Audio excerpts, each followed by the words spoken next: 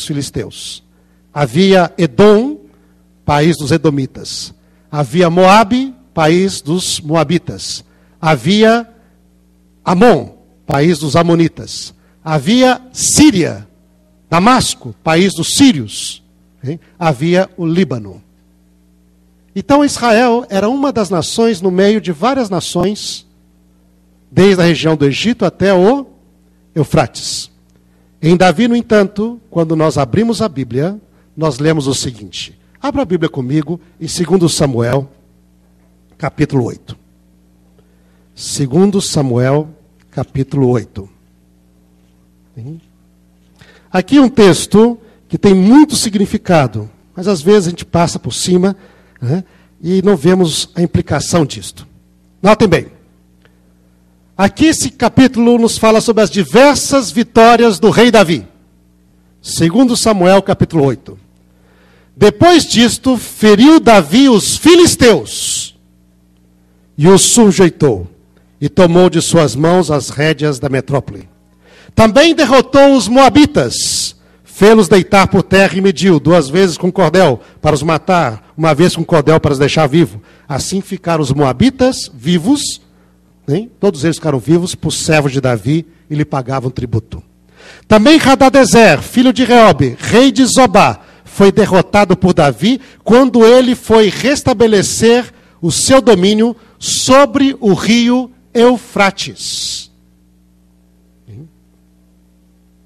Tomou Davi 1.700 cavaleiros, 20.000, etc., jarretou, etc., e vieram os sírios de Damasco a socorrer Hadadezer, porém Davi matou dos sírios 22.000 homens, pôs Davi na Síria de Damasco, os sírios ficaram por servos de Davi, lhe pagavam tributos, e o Senhor dava vitórias a Davi, por onde quer que ia.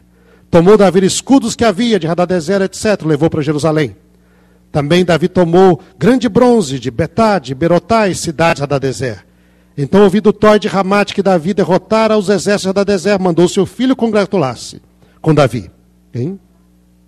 E deu presentes a Davi, e Davi consagrou isto para o Senhor. Verso 12, da Síria, de Moabe, dos filhos de Amon, dos filisteus, de Amaleque, dos despojos de Hadadezer, filho de Joabe, de Zobá, ganhou Davi renome ao voltar de ferir os sírios, matou 18.000 homens no Vale do Sol, nos vales do Sal. Pôs guarnições em Edom, e todo Edom pôs guarnições. E todos os edomitas ficaram por servos de Davi, e o Senhor dava vitórias a Davi por onde quer que ele ia. E quando nós lemos isto, nós lemos que Davi venceu todos os países, desde o Egito até o rio Eufrates. E aí vem uma declaração importante na Bíblia. Reinou, pois, Davi sobre todo Israel, e julgava e fazia justiça ao seu povo. Queridos, pela primeira vez na história, toda a região, desde o Egito até o Eufrates, se tornou Israel. E pela primeira vez na história, a terra prometida a Abraão tornou-se possessão dos seus descendentes. Essa expressão, todo Israel, representa essa região desde o Egito até o Eufrates. Abram comigo agora em 1 Reis, capítulo 8. 1 Reis, capítulo 8, verso 65. 1 Reis, capítulo 8, verso 65. Era a inauguração do templo. Salomão inaugurou o templo em Jerusalém. E reuniu-se uma grande multidão para poder celebrar a inauguração do templo. E quando terminou essa inauguração, eles celebraram a festa dos tabernáculos, 8 dias. Aí ficou tão bom que eles decidiram celebrar mais uma semana a festa dos tabernáculos. Okay? E aí vem então a seguinte observação. Okay? No mesmo tempo celebrou Salomão também a festa dos tabernáculos. E todo Israel com ele. Olha a expressão, todo Israel com ele. Uma grande congregação. Desde a entrada de Ramate. A entrada de Ramate era a cidade que ficava às margens do rio Eufrates. Era o nome da cidade. Entrada de Ramate. Até o rio do Egito. perante o Senhor nosso Deus por 7 dias, além dos primeiros 7, a saber, 14 dias. Okay?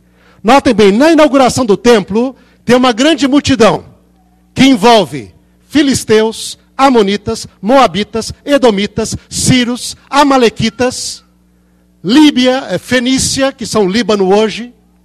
Todos eles estavam no templo celebrando a inauguração do templo. E isso era chamado de todo Israel.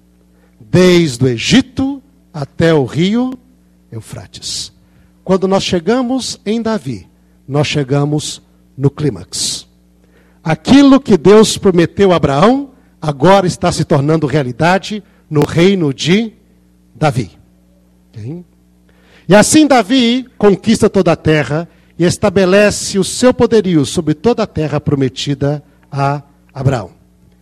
Mas quando nós olhamos também a outra promessa da semente, nós também estamos no clímax. Próximo slide, então, irmão.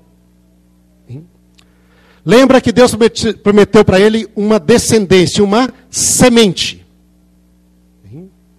E quando nós vemos a aliança de Deus com Davi, Deus também promete a Davi uma semente.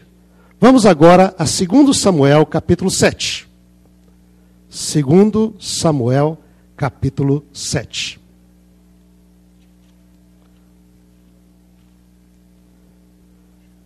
Em 2 Samuel, capítulo 7, nós temos a história de Davi querendo construir um templo para o Senhor. Nós conhecemos bem essa história.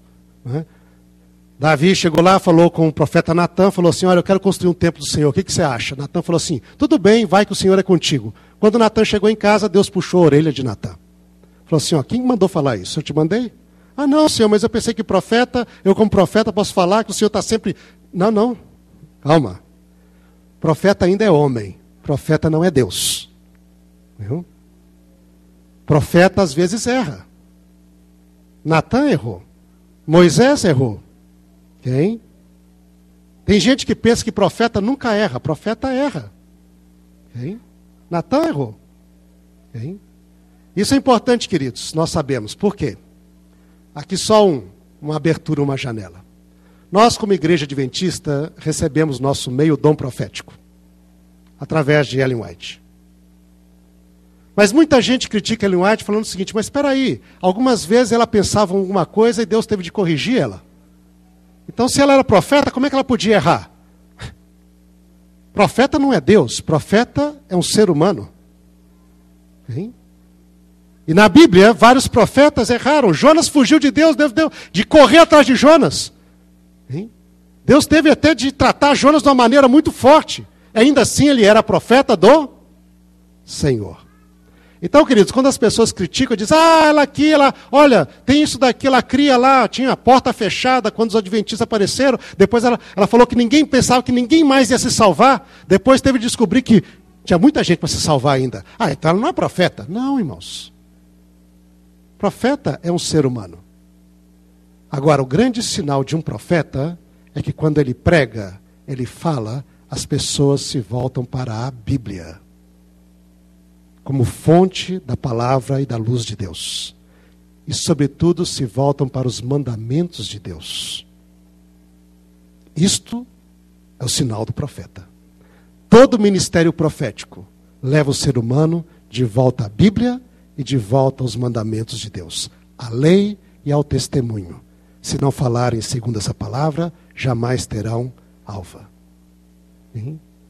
E este, para mim, é o grande sinal que ela tem o dom profético. Porque através do ministério dela, milhões e milhões de pessoas foram dirigidas à Bíblia como a palavra de Deus, única fonte de verdade. Ela não falou, eu sou a fonte da verdade, ela diz, a Bíblia é a fonte da verdade. E a lei de Deus, para honrá-la e obedecê-la. Isso é sinal do profeta. Okay? Mas Natã falou, olha, e voltou outro dia e diz, Davi, você não pode construir o templo do Senhor. O Senhor falou que você é um homem de guerra. Suas mãos estão manchadas de sangue. Ninguém que tem mãos manchadas de sangue, do sangue alheio, pode construir o templo do Senhor. Hein?